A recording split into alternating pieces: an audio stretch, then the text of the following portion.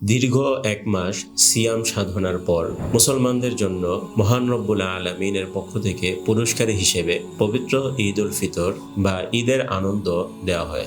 ঈদ মুসলমানদের জন্য শুধুমাত্র একটি আনন্দ বা বিনোদনের বিষয় তা নয়, বরং তা আনন্দ বিনোদনের পাশাপাশি একটি মহান ইবাদতও বটে।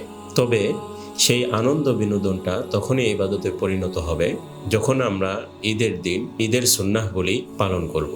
তাই আসুন জেনে নেই ঈদ উল ফিতরের সুন্নাহসমূহ। ১ নাম্বার, ঈদ উল ফিতরের দিন খুব ভোরে ঘুম থেকে ওঠা।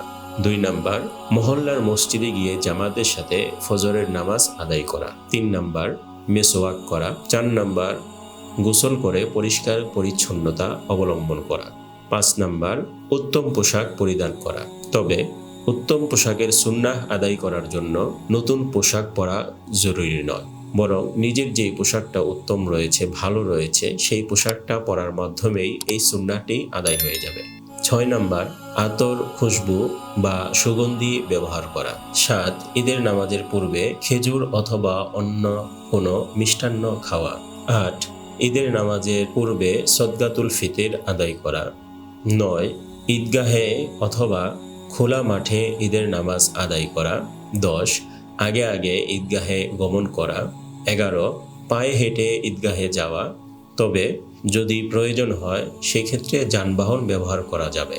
১২, ঈদগাহে যাওয়ার সময় আল্লাহু আকবার, আল্লাহু আকবার, লা ইলাহা ইল্লাল্লাহু, আল্লাহু আকবার ওয়ালিল্লাহিল হামদ এই তাকবীর পড়তে পড়তে ঈদগাহে যাওয়া। ১৩, এক রাস্তা দিয়ে ঈদগাহে যাওয়া এবং অন্য রাস্তা দিয়ে আসা। ১৪, ঈদের দিন সর্বদা হাসি খুশি অবস্থায় অতিবাহিত করা। মহান রব্বুল আলামিন আমাদের সবাইকে ঈদের আনন্দ সুন্নাহ মোতাবেক পালন করার তৌফিক দান করুন।